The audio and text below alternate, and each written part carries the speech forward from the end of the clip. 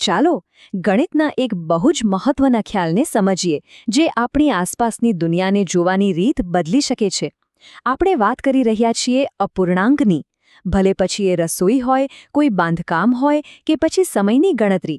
આ નાની દેખાતી સંખ્યાઓ ખરેખર તો બધે જ છુપાયેલી છે. તો ક્યારે એવો વિચાર આવ્યો છે કે જ્યારે કોઈ વસ્તુ આખી ન હોય પણ એનો માત્ર એક ટુકડો કે ભાગ હોય તો એને ગણિતની ભાષામાં કઈ રીતે કહી શકાય? અને બસ આ સવાલનો જવાબ છે અપૂર્ણાંક. સીધી વાત છે, અપૂર્ણાંક એ કોઈપણ આખી વસ્તુના ભાગોને બતાવવા માટેની એકદમ સચોટ ભાષા છે. જુઓ, જેમ આ વર્તુળના 4 ટુકડા છે, તો અપૂર્ણાંક આપણને બરાબર કહેશે કે આપણે એમાંથી કેટલા ટુકડાની વાત કરી રહ્યા છીએ. તો આપણી આજની સફરમાં આપણે શું શું જોવાના છીએ?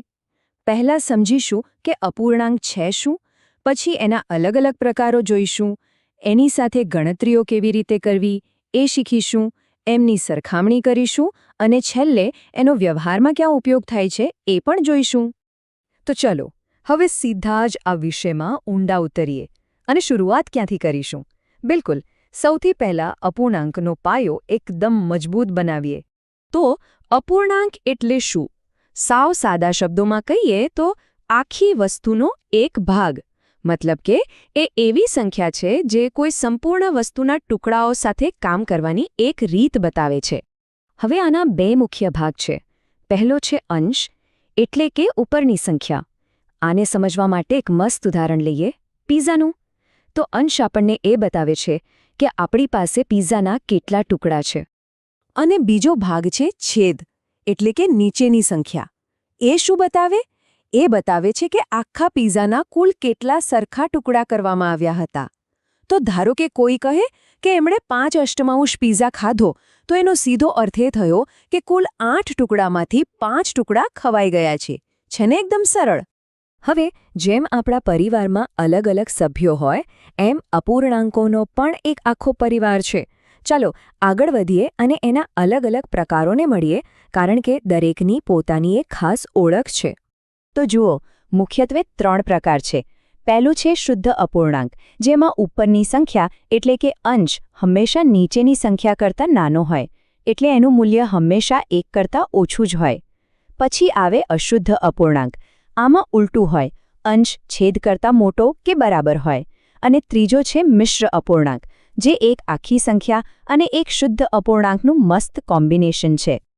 ચાલો હવે આપણા ગણિતના ટૂલબોક્સને ખોલીએ અને જોઈએ કે આ અલગ અલગ પ્રકારના અપૂર્ણાંકો સાથે ગણતરીઓ એટલે કે ઓપરેશન્સ કેવી રીતે કરી શકાય. અહીં પણ આપણી પાસે 4 મૂળભૂત ક્રિયાઓ છે: ગુણાકાર, ભાગાકાર, સરવાળો અને બાદબાકી.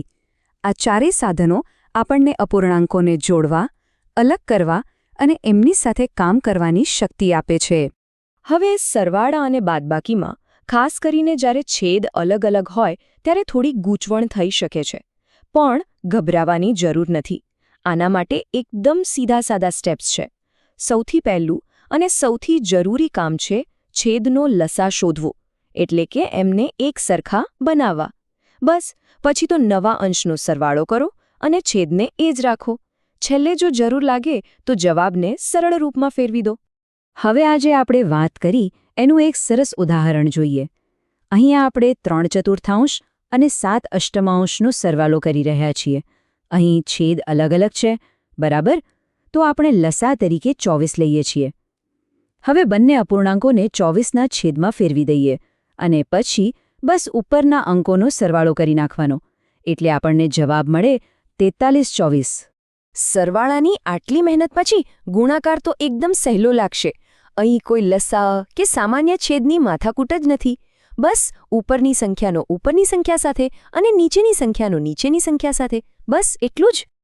ચાલો હવે એક મજેદાર મુકાબલો જોઈએ. અપૂર્ણાંકોની સરખામણી, એટલે કે એ નક્કી કરવું કે 2 અલગ અલગ અપૂર્ણાંકોમાંથી મોટું કોણ અને નાનું કોણ.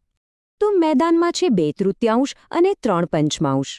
આમ જોઈએ તો કહેવું થોડું અઘરું છે કે કોણ મોટું છે.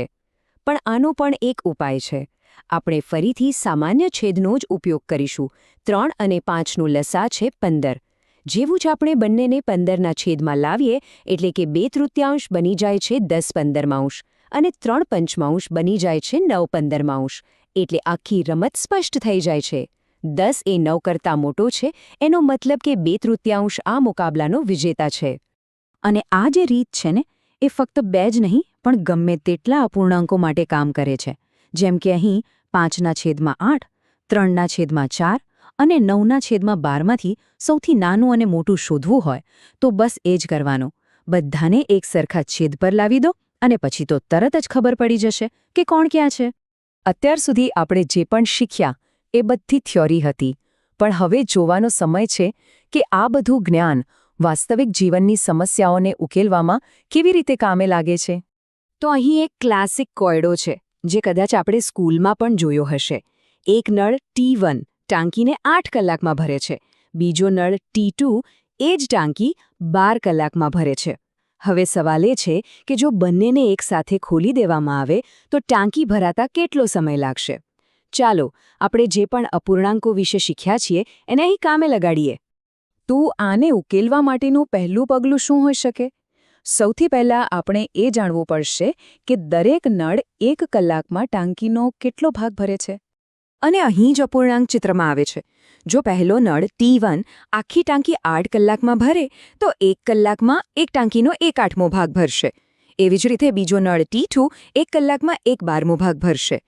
હવે બંને સાથે મળીને કેટલું ભરશે? બસ આ બંને અપૂર્ણાંકોનો સરવાળો કરી દો. 1/8મો વત્તા 1/12મો એટલે કે 1 કલાકમાં કુલ 5/24મો ભાગ ભરાશે. બસ હવે આપણે જવાબની બહુ નજીક છીએ. જો બંને નળ મળીને 1 કલાકમાં ટાંકીનો 5/24 ભાગ ભરે તો આખી ટાંકી ભરવા માટે કેટલો સમય લાગશે? બસ આ અપૂર્ણાંકને ઊંધો કરી નાખો, એટલે કે 24/5, જેનો જવાબ આવે છે 4.8 કલાક. તો આના પરથી એક વાત તો સ્પષ્ટ છે. અપૂર્ણાંક એ ફક્ત ગણિતના પાના પર લખેલી સંખ્યાઓ નથી. એ તો આપણી આસપાસની દુનિયાને માપવા, એને વહેંચવા અને એને વધુ સારી રીતે સમજવા માટેની એક આખી ભાષા છે, એક શક્તિશાળી સાધન છે. તો હવે સવાલ એ છે કે આ નવી ભાષા શીખીને આપણી દુનિયાની કઈ નવી વાર્તા કહીશું?